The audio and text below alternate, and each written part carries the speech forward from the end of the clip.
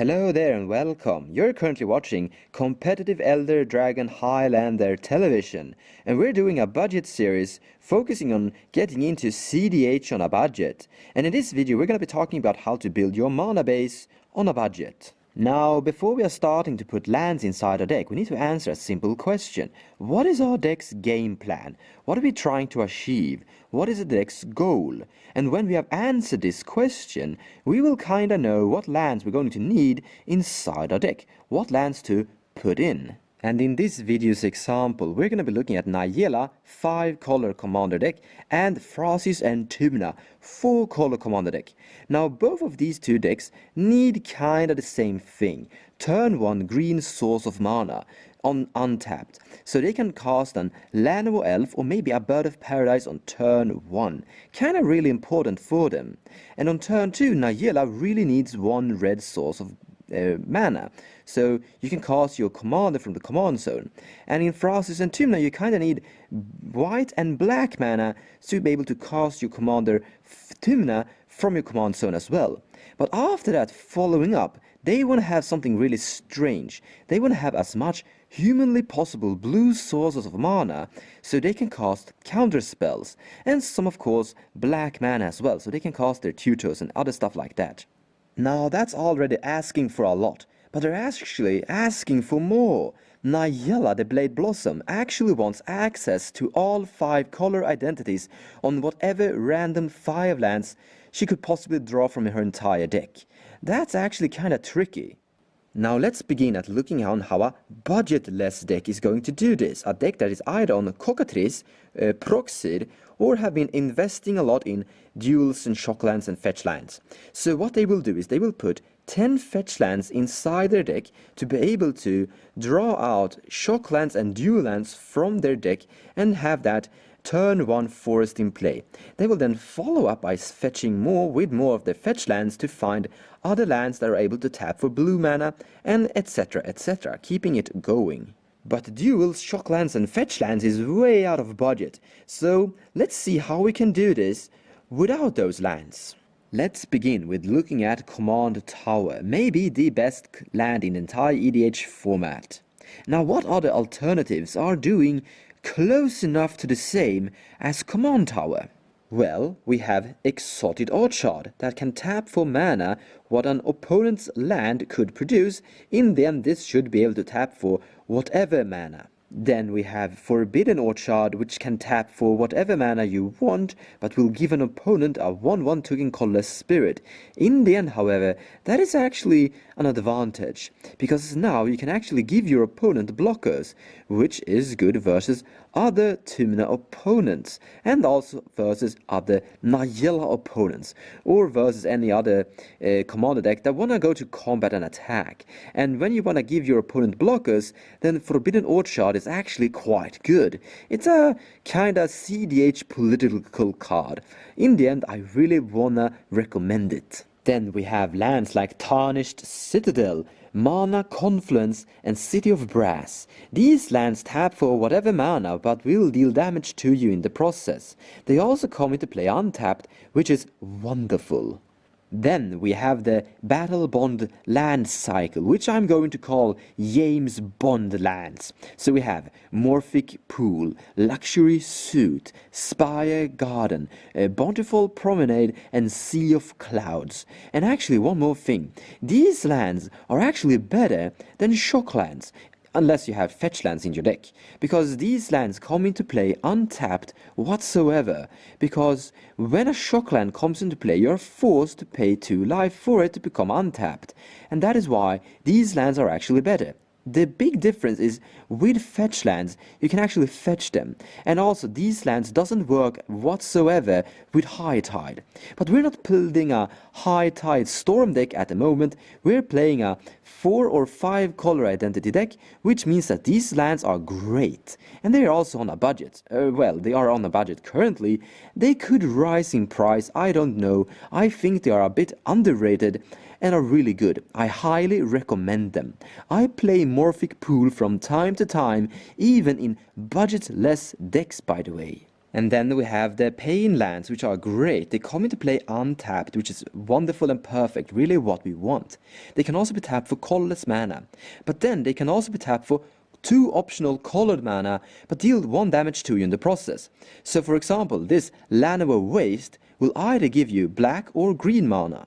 Let's move forward. Here we have another land cycle. A land cycle I actually don't know the name of. It's a very old land cycle. If you do know the name, feel free to leave a comment below in the section. For the remaining of this video, I'm gonna be calling them Signet lands, because they are doing the same thing as Ravnica's City of Guilds Signet artifacts, transforming colorless mana or any mana into 2 combinations of different mana. So for example, here we have Sangras Prairie, giving you Celestia mana, and Dark Water Catacombs, which is giving you Dimir colored mana. Now, in my opinion, these lands are amazing and totally great and definitely underrated. I actually play them from time to time, or let's call it test them out from time to time in my budgetless decks. Because of this, look here, they are better than the hybrid lands from Evening Tide, because they can transform mana from colorless mana. Evening Tide hybrid lands demand colored mana to transform them. So therefore, these lands, these Signet lands, they work with Sol Ring. So here I have my Najeela the Warrior deck that usually runs Sol Ring and Mana Crypt.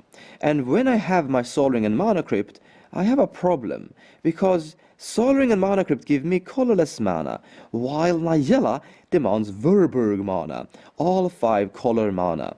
But with, let's say, Sungrass Prairie and Dark Water Catacombs, I can use my Sol Ring to gain 4 colored mana. This is amazing. And this is also the reason why I have started to test out these lands in my budgetless decks, because I want to utilize my Sol Ring a little bit more. They are a little bit tricky to deal with, because they don't tap for mana on their own, so a turn 1 Dark Water Catacombs will give you nothing. Remember that. And also, if you have too many of them, you are running into some issues from time to time. So it's a little bit tricky to figure out the ratio of what of these lands you're gonna need. It kind of depends on what cards that you want to cast. But with Negate, you can have a Forest in play, Dark Water Catacombs, and you can cast your Negate. And you can also cast your Mindblade Render, and you can also cast your Demonic Tutor. So this is perfect. But also, with a Sol Ring, Sungrass Prairie and Darkwater Catacombs, you can cast your Atraxa Praetor's Voice. But also, with an additional Forest, and Sungrass Prairie, Sol Ring and Darkwater Catacombs, you can hard cast both Thrasios and Tymna from your command zone.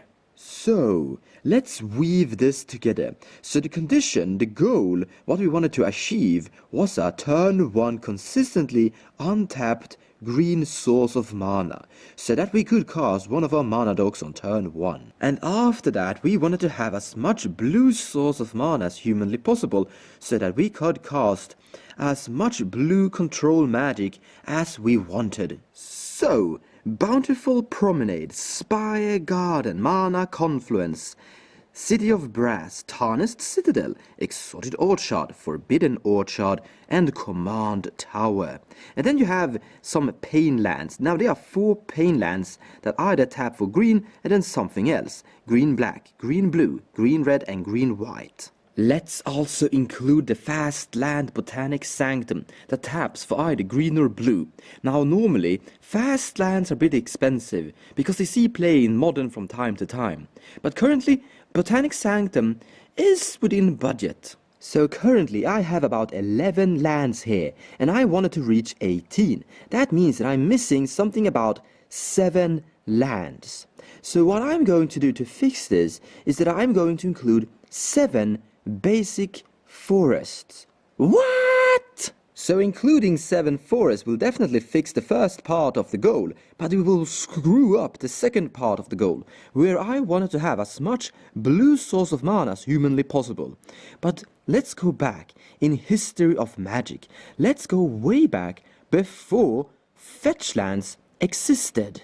So the first fetch lands that came were printed in Onslaught. Before that, guess what people did? They played high amounts of forest, and 4 copies of Birds of Paradise, and they used their Birds of Paradise to fix the mana for them, giving them blue and black and green and white and red mana. And that's exactly how I'm going to try to solve the second part of this goal, using Bird of Paradise and maybe some Rampant Growths, Farseek and other fetch spells that will search my deck for other lands and put those lands into play. Therefore I will include some basic islands as well. But with some of the lands that I've been showing you right now, they can also produce blue mana and whatever mana I want. So therefore I think I can achieve the secondary goal by having a lot of green spells in this deck that will fix my mana for me, but also try to include as many lands as humanly possible that can tap for either green mana or whatever mana. And after that, of course, including lands after this, because we have currently used up 18 lands, so we're probably going to be playing something about 30 lands or 33 lands or 34 lands. And the rest of the lands should definitely be focused at producing blue, black, white or red mana, preferably blue mana. And this is where my Signet lands comes into action. So I'm not really gonna be playing that Sungrass Prairie because it do tap for green mana. I wanna have Darkwater Catacombs and the others, those that don't tap for green mana whatsoever, but I can now use my forest and transform the green mana into some new mana, which is perfect.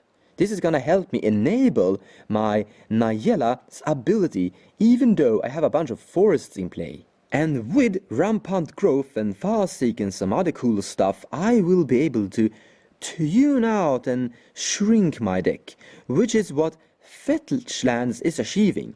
That's the big purpose and the big advantage with Fetch Lands, that they are shrinking your deck. They are decreasing the amount of lands inside your deck, decreasing the risk of drawing too many lands. So that is great. That is also something that green can fix. So with this high amount of forests, we're able to have a consistency of having green mana in play. And do remember, if you're able to find more sources of lands that I haven't been able to showcase, you can shrink the amount of basic forest you need in your deck.